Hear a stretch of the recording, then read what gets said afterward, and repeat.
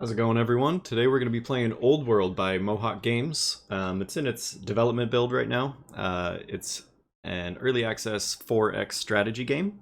Uh, Had a lot of fun with it so far. Probably put like 30 hours into it. We're going to start a single player game as Babylonia today. I've had a little experience playing with Babylonia and with Persia, but I really like Babylonia. They have a boost to growth early on that really helps you catch up to the AI, since the AI starts with 2 or 3 cities apiece. Um, so let's go ahead and get started. We're going to have 5 opponents. We're going to be playing on the same difficulty level that the AI plays on, just to have a level playing field to start out. And it'll be on the seaside map, which is the default map for Old World, as it says right here. I like it a lot. It just gives you a nice variation of terrain. So let's get started.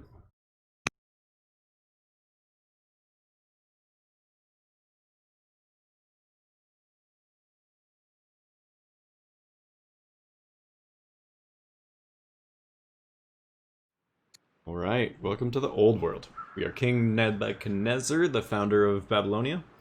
Young nation in the Old World, an old world full of established powers that do not yet respect you, which is what I was saying. You kind of have to play catch up in this game, but it's still fun. So, first thing we need to do is found our original city. Nice. Got a nice little lake here, nice river. Some desert, which isn't going to be too fertile, but we have some camps as well. First thing I like to do when starting a game of Old World is take off this hideous grid. There. Now that looks nicer. Alright. You can see that we're kind of nestled in a nice mountain range here, so shouldn't be too concerned about things happening up in this region. But first thing we need to do is figure out where we want to settle. But the interesting thing about Old World is that you can't settle a city anywhere, like in Civilization or Endless Legend. They give you certain city sites that you can build on, and depending on what city site you're actually on, it will grab certain resources. So,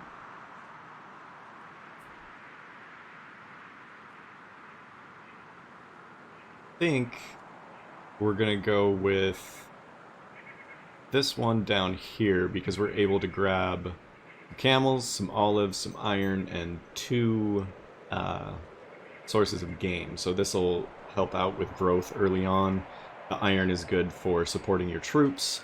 The olives are a luxury, and you can't really get that until a few techs into the tech tree, so that's not right away. And then the camels, if I remember correctly, actually give you orders when you place a camp on them. So, go ahead and move down here. Now you get to choose of these 4 different families in your empire, and you only get to have 3 out of 4. So the first 3 cities that you found are going to be the ones that you're going to stick with the entire game. So one of these families you are not going to be able to use. I personally like the hunters, especially in this scenario, because it gives you 100% output for camps and nets, which is really nice in your first city, because that first city is going to be pumping out settlers in order to catch up to the AI. The second one, the artisans, I don't tend to use this too much. That 20% output on mines and lumber mills, I feel like just isn't worth it. And in a lot of the games that I've played, I haven't really used ship units, so I don't value these guys too much. I really like the traders as well. Workers that you build in one of these trader cities can actually put down 3 or 4 roads per turn, whereas workers built from other cities are just 1 road per turn. So this can be really nice when you're trying to connect the rest of your empire.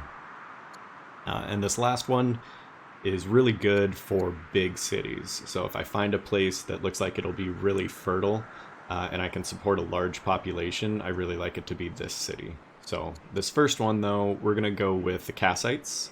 So we can take advantage of double the collection on these deer and also the camels. So let's do that. All right. Another really interesting thing about Old World is it has an order system. So there are only so many actions you can take each turn, you'll see down here, and the amount of orders are based upon primarily your legitimacy, which comes from the different levels of family opinions in your empire, and other factors as well. You can also buy orders with different currencies as well. So first thing we're going to do is select our first research. We have the choice between ironworking, stone cutting, and divination.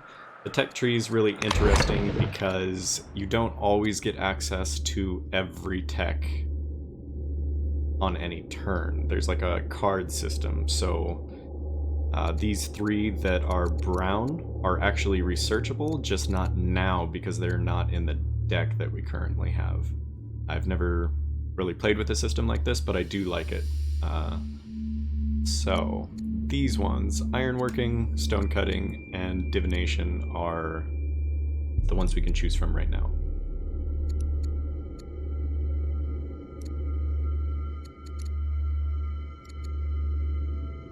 I think we're gonna go ahead and start with stone cutting just so that we can start building up some stone. Because you end up using it for a lot of things. Alright, and I'm starting out with a slinger. Yes, thank you. A scout, and a builder. And as you can see, we only have 6 orders right here. So let's go ahead and get started on building one of these camps with our builder. Move him over there. Sorry, what do they actually call these guys? Workers, not builders. So workers. And we're going to build a camp. And as you can see here, it says that it gives you 1 growth and 5 food, but because we are the Kassites in this city, we actually end up getting double that. So we get 2 growth and 10 food, and we're going to get that twice when we develop this game over here as well. So this city will be able to pump out settlers and workers very quickly.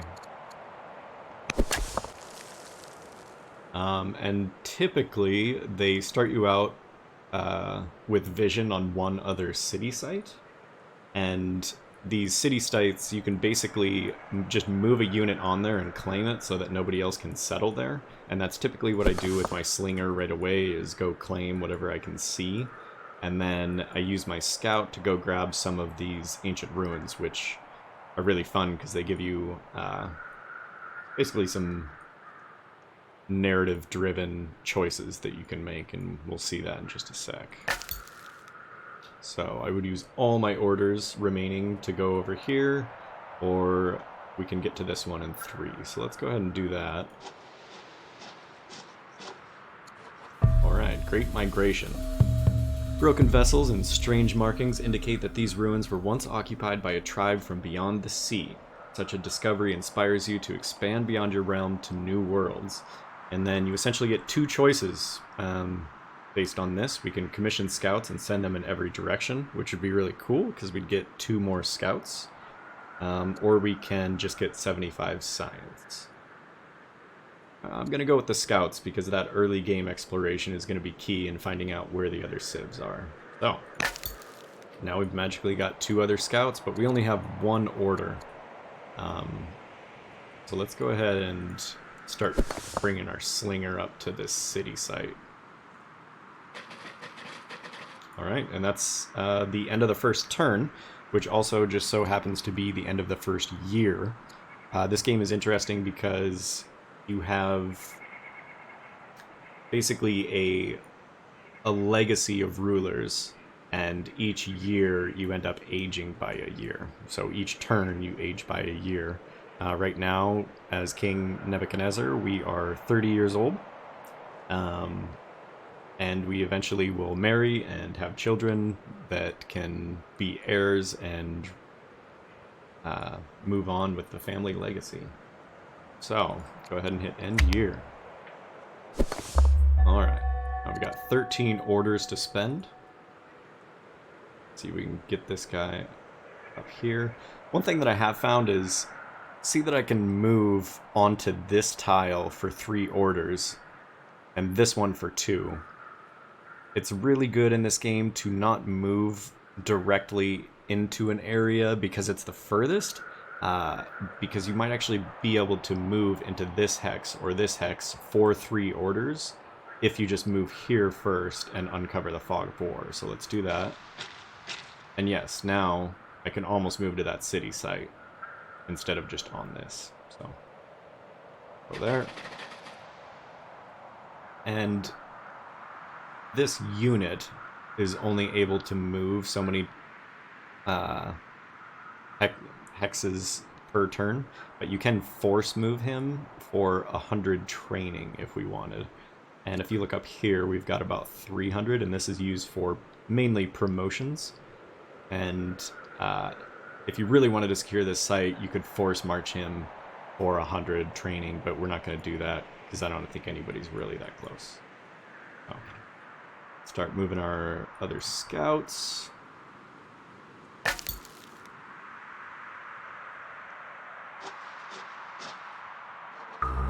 Sacred Tomb. Our expedition approaches an ancient monument. The structure appears to be the tomb of a great leader.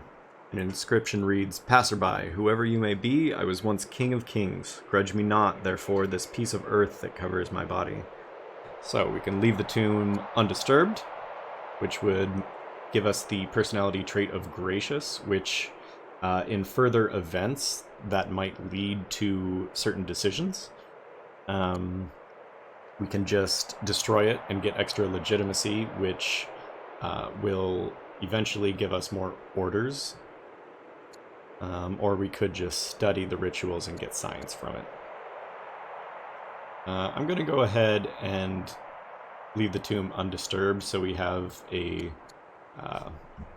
global orders that we will just be getting. So basically by doing this we would double our, sorry, not orders, civics. We'll double our level of civics. Right now we're getting 8 per turn. We do this, we'll get 16. Boom. And of course we don't want to destroy stuff. Leave it undisturbed. So that scout's done. I do want to send scouts in kind of all different directions, so we'll send this guy up here. Found some barbarians.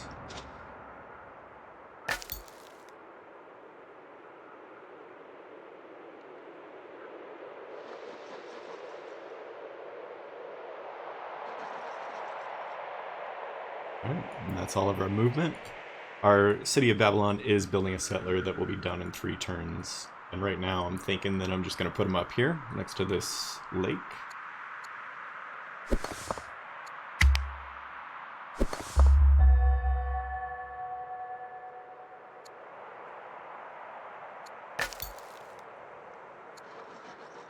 Alright, we met our first tribe, the Thracians. So these are not the main civilizations that you come into contact with, but they are different tribes.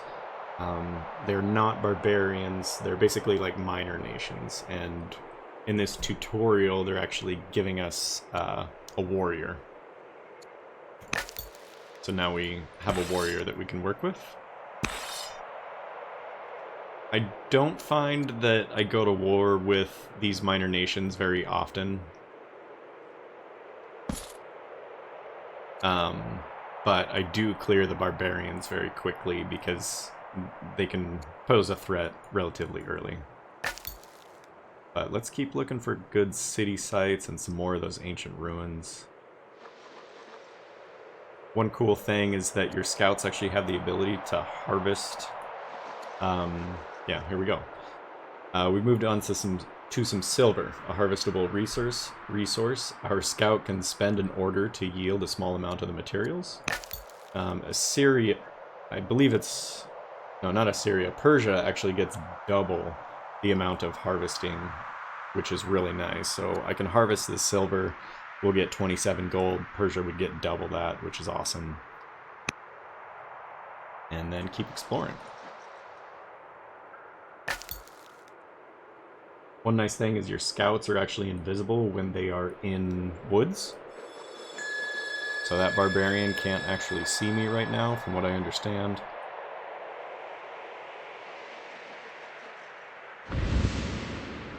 And we are now known as the Explorer.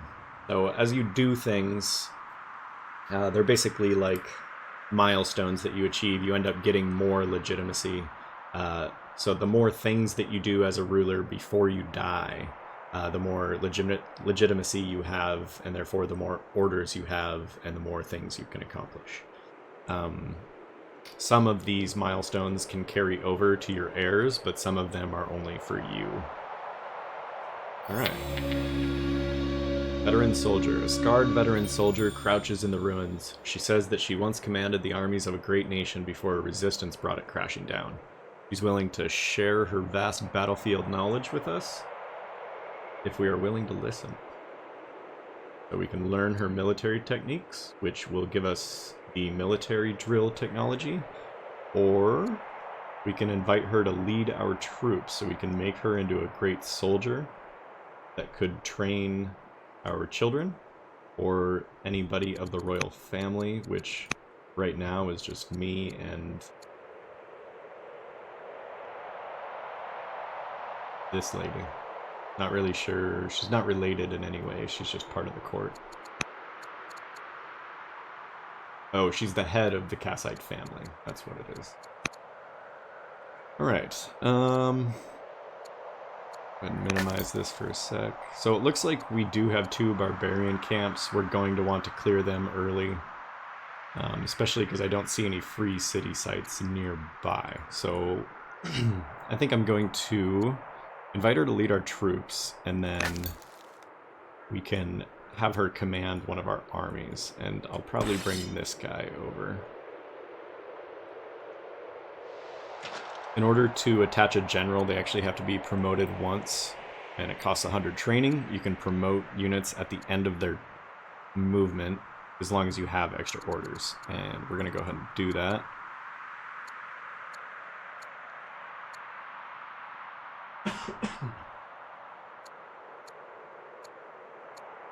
Trying to think of what would be best against these barbarians.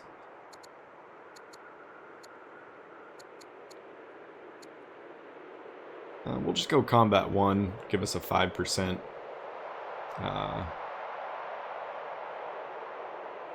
attack strength. Either that or defense. They are going to get shot at since these are skirmishers, so maybe let's just go guard. And it's asking, now that I promoted it, if I want to lead. And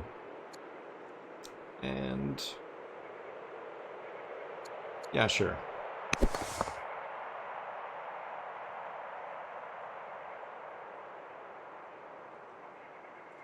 And we're just going to secure this site. You can see that after I moved on it, it actually says Babylonia.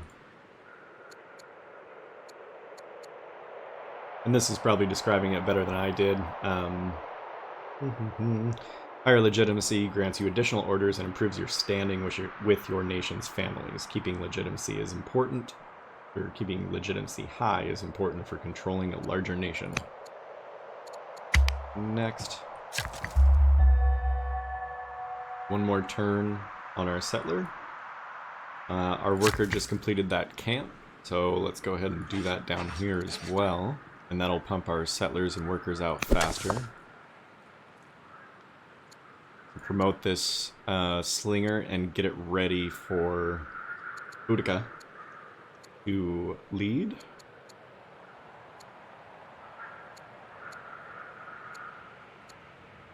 I really like this vision bonus. We're gonna go ahead and do that.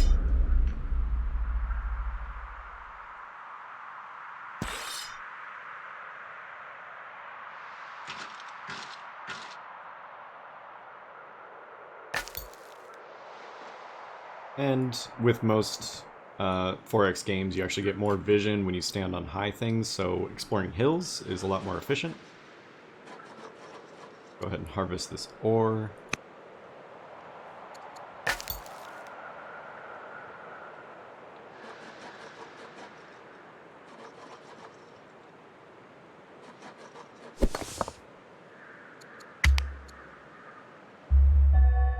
Alright, finished our settler, and we also finished stone cutting, I believe, so now we gotta choose our next thing. It looks like we're going to be at war relatively early, so let's go ahead and... Well, not necessarily at war, but we're gonna have a barbarian problem, so we'll start researching military drills so that our cities are more effective in producing training to build military units. And since this is the only city site that I'm really seeing that's open and free, we're gonna start our first city up here.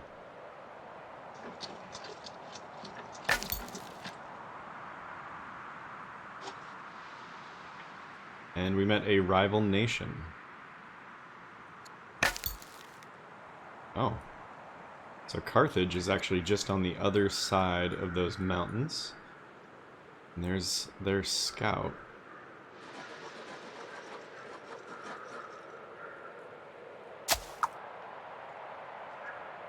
Oh, I definitely want to make sure that I leave this slinger here to save this city site until my settler gets there, because he could just swoop right on in and claim it if I wasn't there.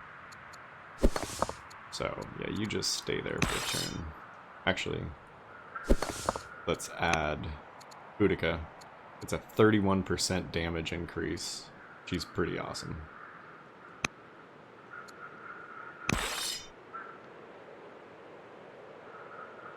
Start moving towards these barbarians. I don't want to go there this turn because they might be able to shoot at me. We want to be able to attack first. One thing I've noticed in this game is being the aggressor is definitely better than being on the defensive.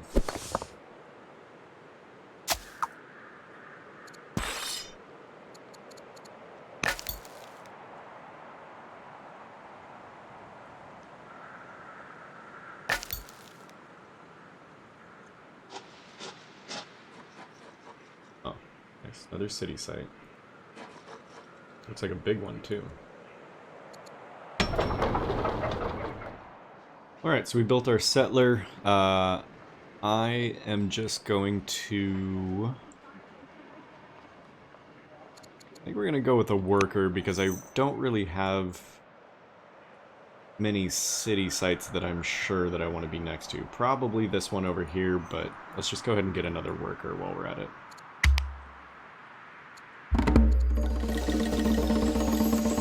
Right, you must be weary of walking this world alone. It is time to seek a suitable match. May we interest you in an arranged marriage? Possibly. Let's see. So the Thracian, that is that minor nation that we met. We also have the, let's see, Oligarch Sheraton the Younger. She's of the Kassite family, so this would be marrying sort of within our nation, or there's a Carthaginian one. I typically don't like to marry into minor nations or other civs right away until I know that they're going to be friendly, or I know that I'm not going to want to go to war with them, because things get messy. You also want to marry relatively early, because you can get if you get old enough and you die without having an heir, you can also run into problems with the different families wanting to rule. You also don't want to marry someone too old where they're beyond childbirth capability. Child rearing? Who knows? I think we're going to go with the Kassite family because if we chose her, we'd get science and training. And the one family that we have would actually really be happy, and that might actually give us More legitimacy, which means more orders.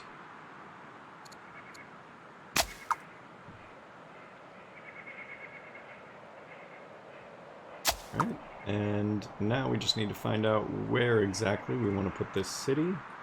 But first I want to see what's down here. More barbarians. Okay, not much.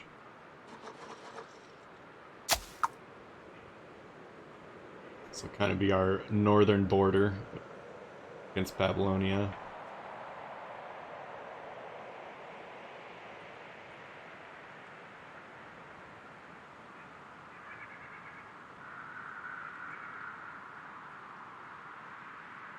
And you also do want to settle next to fresh water because it affects your growth quite a bit. So these two tiles are what we're looking at. Go ahead and grab this one on the right. And now you can see that if we chose another Kassite city, we would be skipping founding other family seats, so we would actually lose legitimacy. So you want to choose your first 3 families in your first 3 cities, ideally. There are exceptions, like for example, if there was a city here that had like 5 camps, I might want to do the Kassite city, but that's not the case. I also like things to be thematic, so we're going to have some incense that we can trade in this city. And would work good with the traders. They're also not connected to our capital by a river, so we will need a road, and the traders are really good at building roads. So I think I'm going to go with these guys. I would go with the Amorites, but it also doesn't look like this city is going to have very fertile growth either, so I think traders will be the best option. Alright, now we have our city of Akkad. And now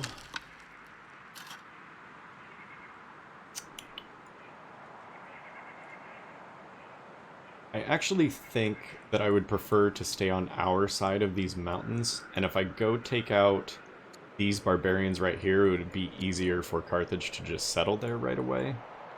I think I'm going to send this unit over here and take out these barbarians first.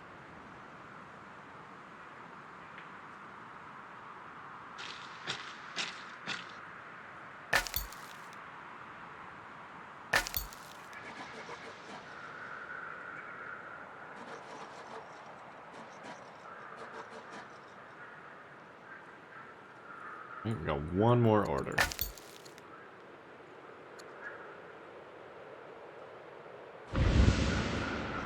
More Thracians.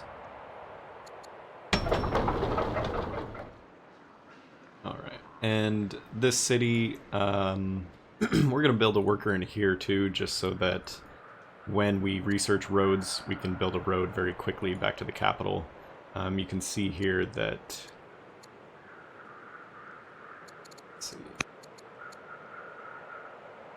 Yeah, so right now we're actually getting a decrease in the family opinion because the Eason city is not connected to the capital. Right here. So, yeah, worker.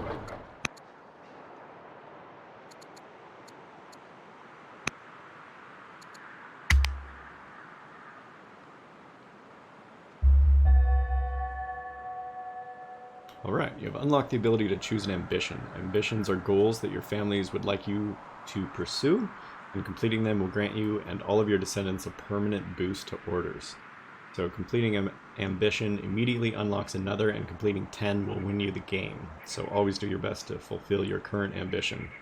Let's see, so we can choose control 4 cities or kill 5 enemy units. And typically you want to do whichever one you can complete faster so that you can get the next one and complete that fast as well.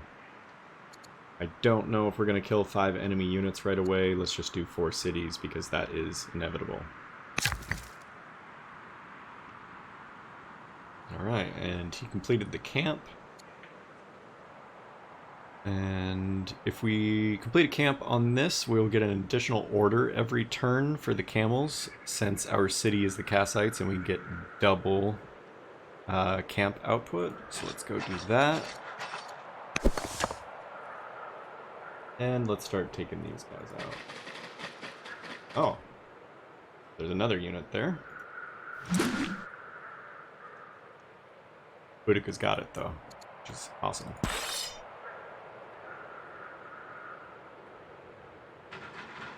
Ah, but these barbarians are really spawning fast this game.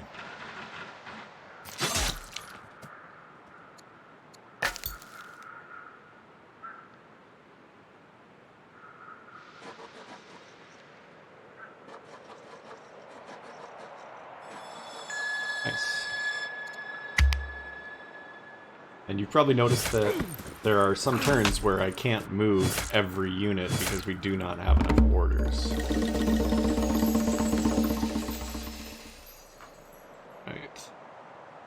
So the court has opened debate on the topic of cultural enrichment, and we are of two minds on the matter. We can invest in national epics, or we can rely on exploration to bring us new experiences.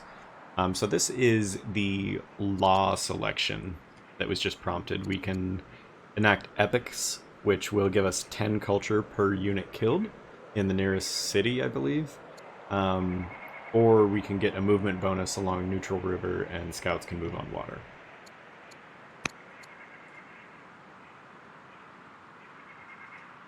But I'm not seeing too many rivers, and we don't really have ocean next to us, and we are going to kill some barbarians. Actually, now that I see how many barbarians that are here, we probably should have chose that other ambition. But that's fine. Let's do 10 culture per unit killed. And you'll see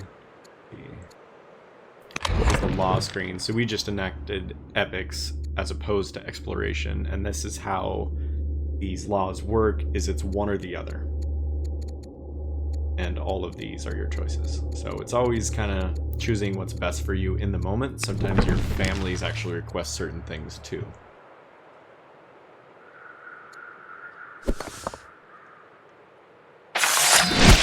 Goodbye. Right, and I believe...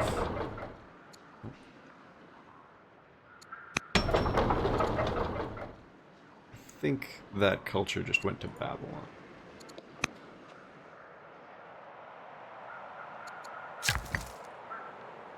Okay, completed another worker. Go ahead and send him down to this iron.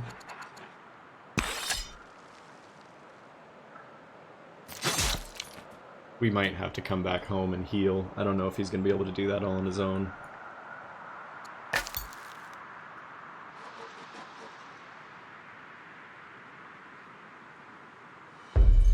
Tribal hunters. As our explorers stand by unnoticed, a tribe of hunters visits the ruins to check their traps. They go about their business, distracted by their abundant spoils. Should our explorers intervene?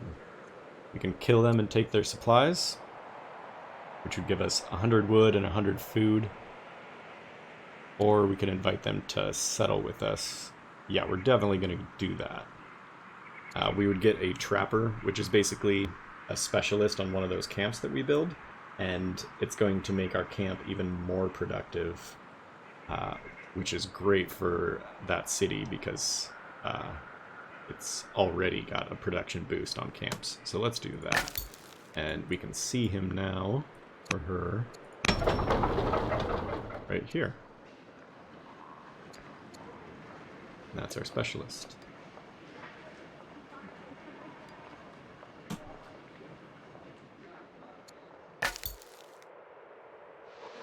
Continue exploring. Got some gold down here.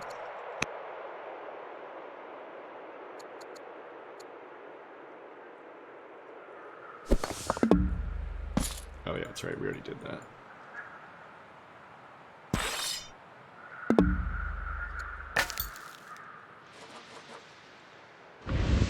More Thracians. So it looks like the Thracians control most of the city sites right around us, them and the barbarians. I imagine we're going to have to take at least one of these cities. So it's a good thing we didn't marry into the Thracians, because then we'd have problems.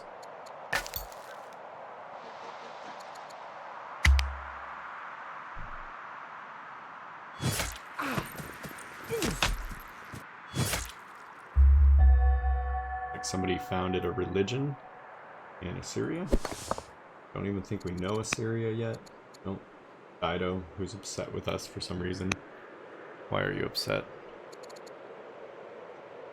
Oh, because we're close. It's true, but there's a mountain range between us. Don't get too crazy.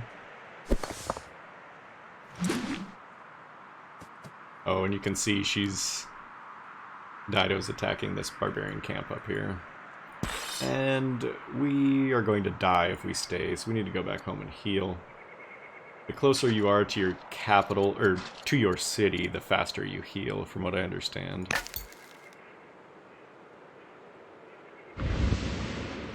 More Thracians. Yeah, I think we're gonna have a problem with the Thracians.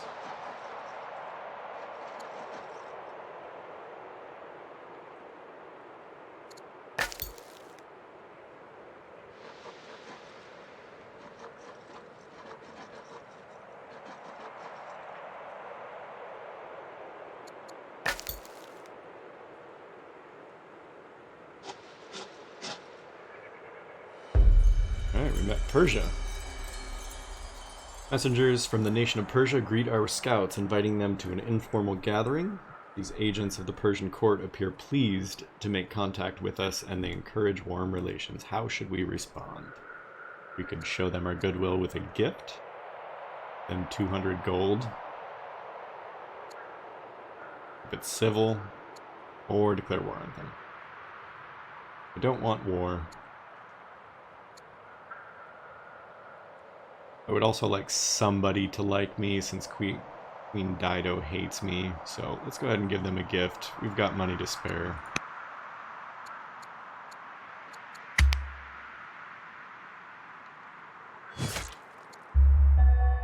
Alright. So, we have our first heir. Prince Su-Abu. Training strong heirs will be vital for the survival of your nation, as once your current ruler is gone, someone will need to take the reins. So once they've grown up a little bit, you can choose a subject for them to study, guiding them into the role you need them to fulfill. They can do more than rule too. They can be governors, counselors, and generals as well. And it's a day for celebration, so we get 20 culture in Babylon. Everybody's happy about the baby.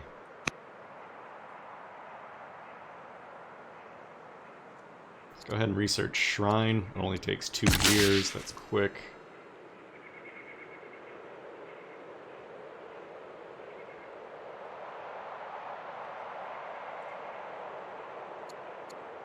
Sorry, did I select? When did I select that? I don't remember building that. We need another settler.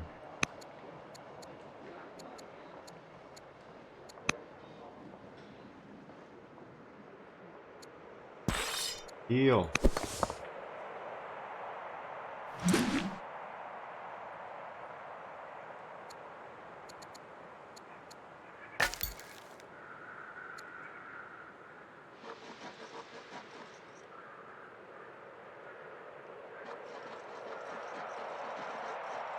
Wine?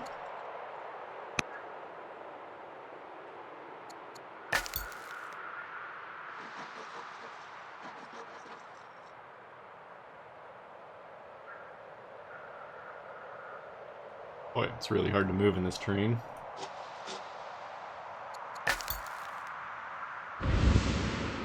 Haughty Emissary. A haughty barbarian warlord strides into court demanding an audience. She declares that the Danes will permit you to befriend them, but only if you recognize their superiority.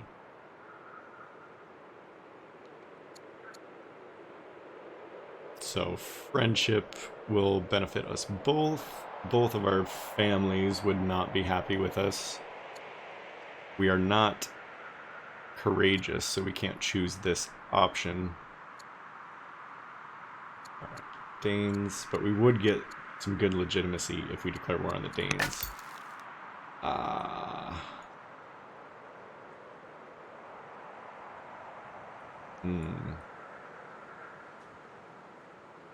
They're not all around us like the Thracians are. That wouldn't be too bad.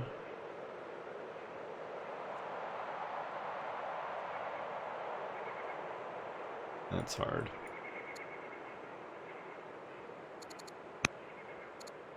Our family opinions are pretty dang good right now.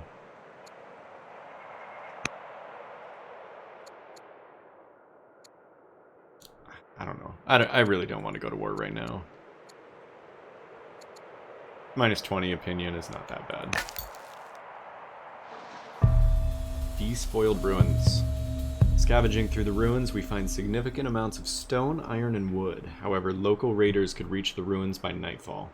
We can't fight them off, but we can carry some of the loot back home. Which of the 3 would you like us to bring back? So we've got our choice between stone, iron, and wood. I think we're gonna go with...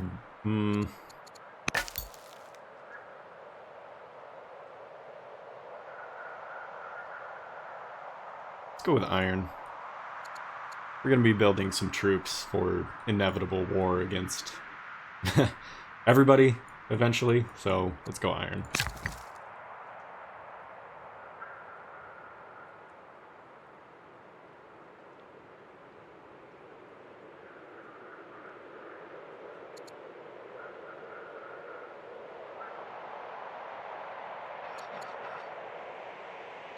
Alright.